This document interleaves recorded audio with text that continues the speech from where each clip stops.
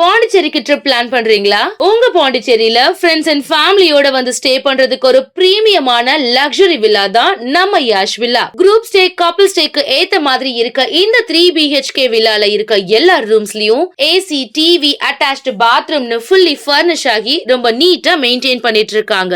தேவைப்பட்டா சமைச்சுக்க கிச்சன்ல எல்லா யூட்டன்சில்ஸும் இருக்கு. அது மட்டும் இல்லங்க, ஆர்டர் பண்ணா homemade food, car and bike ரெண்ட்ஸ்க்கு கூட ரெடி பண்ணி கொடுக்கறாங்க.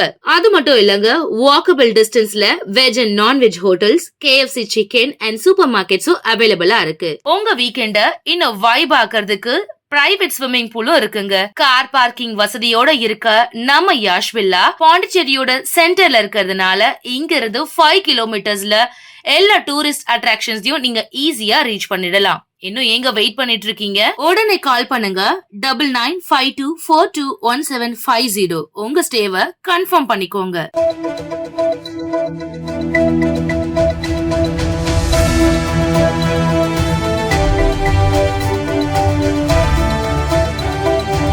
வணக்கம். சக்தி சேனலில் புதுவையின் இன்றைய நிகழ்வுகள். பார்லிமெண்டில் அனல் பறந்த காரசாரமான விவாதத்தை முதல்வர் ரங்கசாமி வாட்ச் கடையில் பார்த்தார். மகளிர் இடஒதுக்கீடு சட்டத்தை நிறைவேற்றும் நோக்கில் சிறப்பு பார்லிமெண்ட் கூட்டத்தொடர் நேற்று முன்தினம் முதல் நடைபெற்று வந்தது. நேற்றைய விவாதத்தில் மத்திய உள்துறை அமைச்சர் அமித்ஷாவின் முழு பார்லிமெண்ட் பேச்சினை முதல்வர் ரங்கசாமி நேரு வீதியில் வாட்ச் கடையில் இருந்தவாறு கூர்ந்து கவனித்தார். இதேபோல் பார்லிமெண்டில் எதிர்க்கட்சிகள் எம்பிக்களின் காரசாரமான விவாதத்தையும் கவனித்தார். இருப்பினும் இந்த 3 மசோதாக்களும் பெரும்பான்மை இல்லாமல் தோல்வியில் முடிந்தது.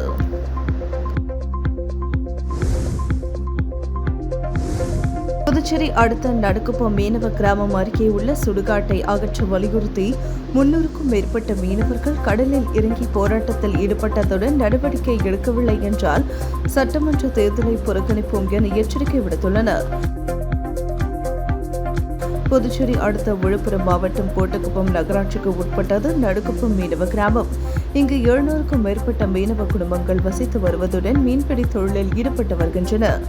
நடுக்குப்பம் அருகே வசிக்கும் ஆதி திராவிட மக்கள் கடந்த 30 ஆண்டுகளுக்கு மேலாக மீன்பிடி படகுகள் நிறுத்தும் இடத்தில் சடலங்களை அடக்கம் செய்து சுடுகாடாக பயன்படுத்தி வருகின்றனர்.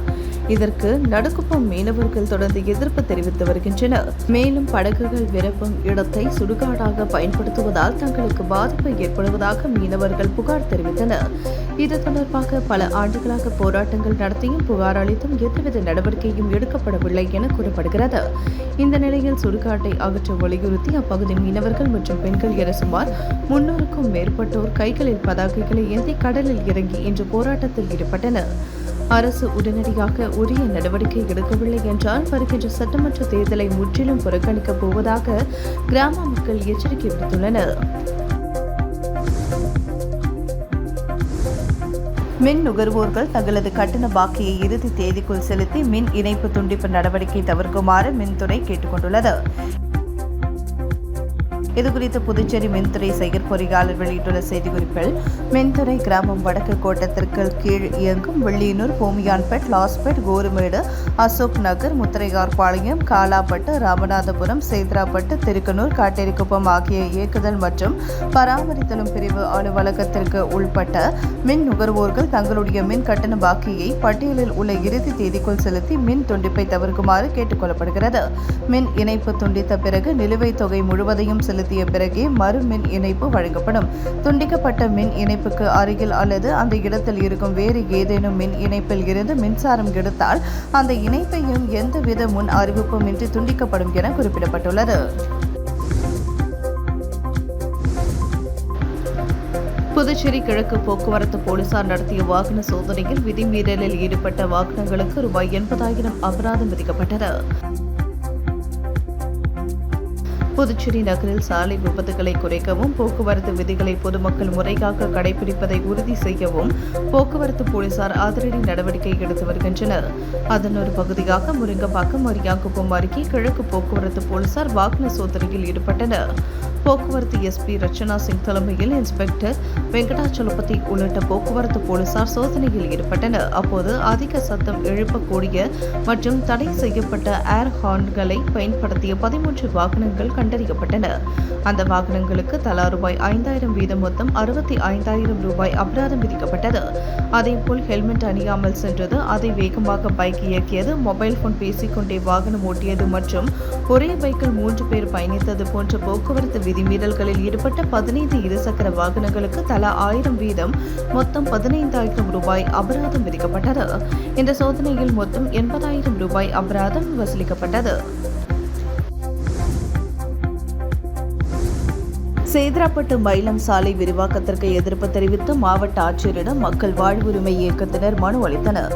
மேலும் இலவச மனைப்பட்டா வழங்குவதுடன் வீடுகளை அகற்ற கால அவகாசம் வழங்க வேண்டும் என்றும் கோரிக்கை விடுத்துள்ளனர். மக்கள் வாழ்வுரிமை இயக்கம் மற்றும் 6ஆம் திணை மக்கள் இயக்கம் ஆகிய அமைப்புகள் சார்பாக மாவட்ட ஆட்சியரை சந்தித்து மனு அளிக்கப்பட்டது. அந்த மனுவில் புதுச்சேரி மாநிலம் வில்லியனூர் கோமியம் சேதராப்பட்டு வருவாய் கிராமம் மயிலம் சாலையில் அரசு புறம்போக்கு இடங்களில் கடந்த 20 ஆண்டுகளுக்கும் மேலாக சுமார் 30க்கும் மேற்பட்ட பல்வேறு சமூகங்களை சார்ந்த ஏழை விளிம்பு நிலையில் மக்கள் குடிசை வீடு கட்டி வாழ்ந்து வருகின்றனர். குடிசை வாழ் மக்களுக்கு புதுச்சேரி அரசு அளித்துள்ள ஆவணங்களான உணவு பங்கீட்டு அட்டை, ஆதார் அடையாள அட்டை, வாக்காளர் அடையாள அட்டை, குழந்தைகள் பிறப்பு சான்றிதழ் உள்ளிட்ட பல்வேறு ஆவணங்கள் உள்ளன. ஆனால் அத்தகைய மக்களுக்கு இலவச மனைப்பட்டா வழங்கப்படாமல் இருந்து வருகிறது. இந்த நிலையில் மேற்கண்ட மயிலம் சாலை விரிவாக்கம் செய்யப்படுகிறது. விரிவாக்கத்திற்கு இடையூறாக குடிசைகளை நெடுஞ்சாலைத்துறை அப்புறப்படுத்துவதற்கு நடவடிக்கை எடுத்து வருகிறது. முதற்கட்டமாக பல ஆண்டுகளாக இருந்து வரும் பழமை வாய்ந்த புளிய மரங்கள் உள்ளிட்ட மரங்கள் அப்புறப்படுத்தப்பட்டு வருகின்றன. பல ஆண்டுகளாக அவ்விடத்தில் வசித்து வரும் மக்களுக்கு கால அவகாசம் அளித்திடவும் மேற்கண்ட பல்வேறு சமூகங்களை சார்ந்த மக்களின் குடும்பங்களுக்கு இலவச குடிமனை பட்டா வழங்கிடுமாறு கேட்டுக்கொள்கிறோம் என குறிப்பிடப்பட்டுள்ளது. புதுச்சேரி அரசு மேல்நிலைப் பள்ளிகளில் +1 மாணவர் சேர்க்கைக்கான விண்ணப்பங்கள் வரும் 20ஆம் தேதி முதல் வழங்கப்பட உள்ளது. இதுகுறித்து பள்ளி கல்வி இயக்கக இணை இயக்குநர் சிவகாமி வெளியிட்டுள்ள செய்திக்குறிப்பில், புதுச்சேரி பகுதிகளில் உள்ள அரசு மேல்நிலைப் பள்ளிகளில் 2026-27 கல்வியாண்டிற்கான +1 மாணவர் சேர்க்கை துவங்க உள்ளது. 10ஆம் வகுப்பு பொதுத் தேர்வில் தேர்ச்சி பெற்ற மாணவர்கள் வரும் ஏப்ரல் 20ஆம் தேதி முதல் அனைத்து அரசு மேல்நிலைப் பள்ளிகளிலும் சேர்க்கைக்கான விண்ணப்பங்களை பெற்றுக் கொள்ளலாம்.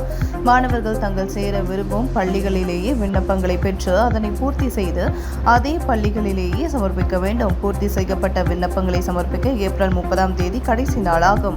மாணவர் சேர்க்கைக்கான வழிமுறைகள் மற்றும் விதிமுறைகள் குறித்து விரிவான அறிவுறுத்தல்கள் அந்தந்த பள்ளிகளிலேயே வழங்கப்படும். மேலும் அரசு உதவி பெறும் மற்றும் தனியார் பள்ளி மாணவர்களுக்கு சம்பந்தப்பட்ட மாநில கல்வி வாரியங்களின் தேர்வு முடிவுகள் அறிவிக்கப்பட்ட பிறகு அதன் அடிப்படையில் மாணவர் சேர்க்கை குறித்த அறிவிப்பு தனியாக வெளியிடப்படும் என குறிப்பிடப்பட்டுள்ளது. ஓய்வூதியர்கள் மே 29ஆம் தேதிக்குள் வாழ்வாதார உறுதி சான்றிதழை சமர்ப்பிக்க வேண்டும் என கணக்கு மற்றும் கருவூலக இயக்ககம் தெரிவித்துள்ளது. புதுச்சேரி அரசு கணக்கு மற்றும் கருவூலக இயக்கக செய்திக்குறிப்பில், புதுச்சேரி அரசு கருவூலக அலுவலகங்களின் வாயிலாக ஓய்வூதியம் பெறும் ஓய்வூதியர்கள் மற்றும் குடும்ப ஓய்வூதியர்களின் 2026-27 ஆண்டிற்கான வாழ்வாதார உறுதி சான்றிதழை வரும் முதல் 29ஆம் தேதிக்குள் சமர்ப்பிக்க வேண்டும். கருவூலகத்திற்கு நேரில் வந்தும் அல்லது முறைப்படி அரசிதழ் பதிவு பெற்ற அதிகாரி அளித்த சான்றிதழின் மூலமாகவும் அல்லது இந்திய அரசின் ஜீவன் பிரமான் என்ற வலைதளத்தின் மூலமாகவும் அல்லது தபால் அலுவலகத்தின் வாசற்படி சேவையை பயன்படுத்தியும் பதிவு செய்யலாம். அது மட்டுமின்றி ஓய்வூதியர்கள், குடும்ப ஓய்வூதியர்கள் கருவூல அலுவலகத்திற்கு நேரில் செல்ல வேண்டிய தேவையை நீக்கி மொபைல் சாதனங்களில் ஆதார் அடிப்படையிலான முக அங்கீகாரத்தை பயன்படுத்தி தங்களின் வருடாந்திர டிஜிட்டல் ஆயுள் சான்றிதழை பாதுகாப்பாக சமர்ப்பிக்க ஜீவன் பிரமான் மொபைல் செயலி வழியாக பதிவு செய்து கொள்ளும் வாய்ப்பை பயன்படுத்திக் கொள்ளவும் என குறிப்பிடப்பட்டுள்ளது. நெட்டப்பாக்கம் திரௌபதி அம்மன் ஆலயத்தில் தீமிதி திருவிழா சிறப்பான முறையில் நடைபெற்றது. புதுவை மாநிலம் நெட்டப்பாக்கத்தில் எழுந்தருளியுள்ள பாண்டுரங்கன் திரௌபதி அம்மன் ஆலயத்தில் நடைபெற்ற தீமிதி திருவிழாவில் பக்தர்கள் தீமிதித்து தங்கள் நேர்த்திக் கடனை செலுத்தினர். முன்னதாக பிடாரி அம்மனுக்கு சாகை வார்த்தல் விழாவும் ஐயனாரப்பனுக்கு ஊரணி பொங்கல் வைத்தல் நிகழ்ச்சியும் சிறப்பான முறையில் நடைபெற்றது. தொடர்ந்து அர்ஜுனன் திரௌபதி அம்மன் திருக்கல்யாணம் நடைபெற்றது. பின்னர் அரவான், கடபலி, கோட்டை அழித்தல் ஆகியன நடைபெற்றது. முக்கிய நிகழ்வாக பூங்கரம் புறப்பாடு நடைபெற்று தீமிதி திருவிழா நடைபெற்றது. இரவு கிருஷ்ணன், அர்ஜுனன், திரௌபதி அம்மன் சிறப்பு அலங்காரத்தில் ஜோடிக்கப்பட்டு வீதி உலா நடைபெற்றது. மறுநாள் விழாவில் கலந்து கொண்ட அனைவருக்கும் அன்னதானம் வழங்கப்பட்டது. விழாவிற்கான ஏற்பாடுகளை கோவில் அறங்காவல் குழுவினர் மற்றும் பொதுமக்கள் செய்திருந்தனர். ஓட்டு எண்ணும் மையத்தில் வேட்பாளர்களின் முகவர்களை நியமிக்க வரும் 1ஆம் தேதிக்குள் விண்ணப்பிக்க வேண்டும் என அறிவுறுத்தப்பட்டுள்ளது. மாவட்ட தேர்தல் அதிகாரியான கலெக்டர் குலோத்துங்கன் விடுத்துள்ள செய்திக்குறிப்பில், புதுச்சேரி சட்டசபை தேர்தலுக்கான ஓட்டுப்பதிவு கடந்த 9ஆம் தேதி நடந்தது. அதில் பதிவான ஓட்டுகள் வரும் 4ஆம் தேதி லாஸ்பேட்டையில் அமைந்துள்ள மோதிலால் நேரு அரசு தொழில்நுட்ப கல்லூரி, மகளிர் பொறியியல் கல்லூரி, தாகூர் அரசு கல்லூரி, மாஹி ஜவஹர்லால் நேரு அரசு மேல்நிலைப்பள்ளி, ஏனாமில் SRK அரசு கல்லூரியில் நடைபெறவுள்ளது. ஓட்டு எண்ணிக்கை நேர்மையான முறையில் நடைபெறுவதை உறுதிப்படுத்திட ஒவ்வொரு மேஜைக்கும் ஒவ்வொரு வேட்பாளரும் ஒரு முகவரை நியமிக்கலாம். மேலும் வேட்பாளர் அல்லது தேர்தல் முகவர் இல்லாத நேரத்தில் தேர்தல் நடத்தும் அதிகாரியின் மேசையில் நடைபெறும் ஓட்டு எண்ணும் பணியை பார்வையிட மேலும் ஒரு முகவரை நியமிக்கலாம். இதற்கான விண்ணப்ப படிவம் 18ஐ அந்தந்த தொகுதி தேர்தல் நடத்தும் அதிகாரியிடம் பெற்ற முகவரின் விவரங்களை பூர்த்தி செய்து வேட்பாளர் அல்லது வேட்பாளரின் தேர்தல் முகவர் மற்றும் எண்ணும் முகவர் கையொப்பமிட்டு தேர்தல் நடத்தும் அதிகாரியிடம் வரும் 1ஆம் தேதி சமர்ப்பித்து அடையாள அட்டை பெற்றுக்கொள்ள வேண்டும் என குறிப்பிடப்பட்டுள்ளது. உங்கள் சக்தி சேனலின் புதுவையின் அன்றாட நிகழ்வுகளை உடனுக்குடன் தெரிந்து கொள்ள சக்தி சேனல் புதுச்சேரி யூடியூப் சேனலை சப்ஸ்கிரைப் செய்து கொள்ளுங்கள். மறக்காமல் பெல் பட்டனையும் கிளிக் பண்ணுங்க, ஷேர் பண்ணுங்க, லைக் பண்ணுங்க. உங்கள் சக்தி சேனல்.